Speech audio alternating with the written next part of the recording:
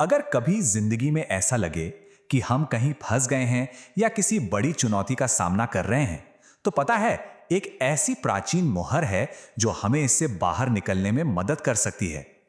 तो चलिए, आज हम इसी गणेश मुद्रा के बारे में बात करते हैं, जो हमारी रुकावटों को दूर करने का एक बहुत ही शक्तिशाली जरिया है।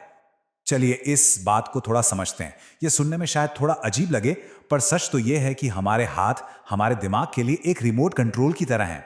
ये सिर्फ हमारे शरीर का हिस्सा नहीं है, बल्कि ये सीधे हमारे इमोशनल स्टेट, हमारी भावनाओं से जुड़े हुए हैं। असल में हमारे हाथों में इतनी ज्यादा नर्व्स होती हैं कि जब भी हम कोई खास इशारा यानी कि मुद्रा बनाते हैं ना, तो ये सीधे हमारे दिमाग के उन हिस्सों को सिग्नल भेजता है जो हमारी भावनाओं को कंट्रोल करते हैं। तो ये सिर्फ कोई आध्यात्मिक बात नहीं है, इसके पीछे सॉलिड साइंस भी है। तो हाथों से किए जाने वाले इन इशारों का, इन जेस्चर्स का इतिहास क्या है? देखिए, ये योग परंपराओं में हजारों सालों से मौजूद हैं और इन्हें एक खास मकसद के साथ बनाया गया था। संस्कृत में मुद्रा का मतलब होता है सील या इशारा। लेकिन ये सिर्फ हाथों को मोड़ना नहीं है, ये ऐसे शक्तिशाली टूल्स हैं जो हमारे शरीर के अंदर की लाइफ फोर्स एनर्जी यानी प्राण के फ्लो को कंट्रोल करते हैं। समझिए जैसे एक सील लगा दी हो ताकि एनर्जी को सही दिशा मिल सके। और पता है सबसे दिलचस्प बात क्या है? हमारी हर उंगली एक तत्व को दर्शाती है। अंगूठा है अग्नि, पहली उंगली है वायु और इसी तरह बाकी भी। तो जब हम कोई मुद्रा बनाते हैं ना, तो हम असल में अपनी उंगलियों पर मौजूद इन पांचों तत्वों को बैलेंस कर रहे होते हैं। और यही कॉन्सेप्ट हमें हमारी आज की खास मुद्रा तक लाता है, जिसका नाम एक बहुत ही विशेष देवता के नाम पर रखा गया है। इस मुद्रा का नाम भगवान गणेश के नाम पर है, जिन्हें हम सब विघ्नहर्ता के रूप में जानते हैं, यानी सभी बाधाओं को, सभी मुश्किलों को दूर करने वाले। आपने देखा होगा, किसी भी नए काम या पूजा से पहले हमेशा उन्हें ही याद किया जाता है ताकि रास्ता साफ हो और काम सफल हो। पर एक बात समझनी बहुत जरूरी है, गणेश मुद्रा सिर्फ बाहर की प्रॉब्लम्स जैसे नौकरी या रिश्तों की दिक्कतों के लिए नहीं है। ये असल में हमारे अंदर की उन रुकावटों को हटाने के लिए जो हमें आगे बढ़ने से रोकती हैं, जैसे डर, सेल्फ डाउट या दिल का कोई बोझ। तो फिर तैयार हैं इस शक्तिशाली इशारे को सीखने के लिए? चलिए देखते हैं इसे कैसे करते हैं।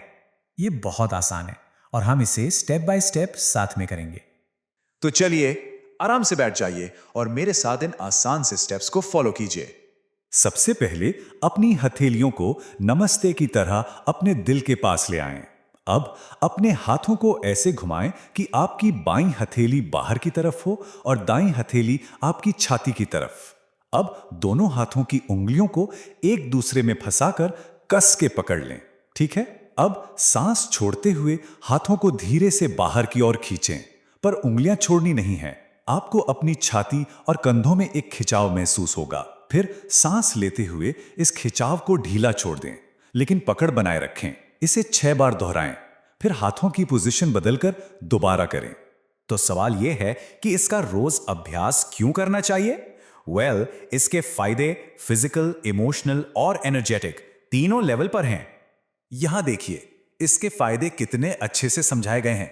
फिजिकल लेवल पर यह दिल की मसल्स को मजबूत करती है और फेफड़ों को खोलने में मदद करती है। इमोशनल लेवल पर यह हमारे हार्ट चक्र यानी अनाहत चक्र को एक्टिवेट करती है, जिससे सेल्फ कॉन्फिडेंस बढ़ता है और उदासी दूर होती है। और हां, क्योंकि ये अग्नि तत्व से जुड़ी है, ये आपकी डाइजेशन और मेटाबॉलिज्म को भी बूस्ट कर सकती है। और अगर आप इस अभ्यास के असर को और भी बढ़ाना चाहते हैं, तो इसका एक और जबरदस्त तरीका है।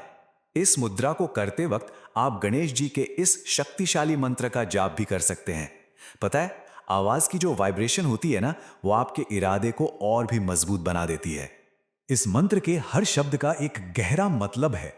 ओम तो यूनिवर्स की आवाज है, गम गणेश जी का बीज मंत्र है, गणपते उनका ही एक और नाम है, और नमा का अर्थ है मैं श्रद्धा से नमन करता हूं।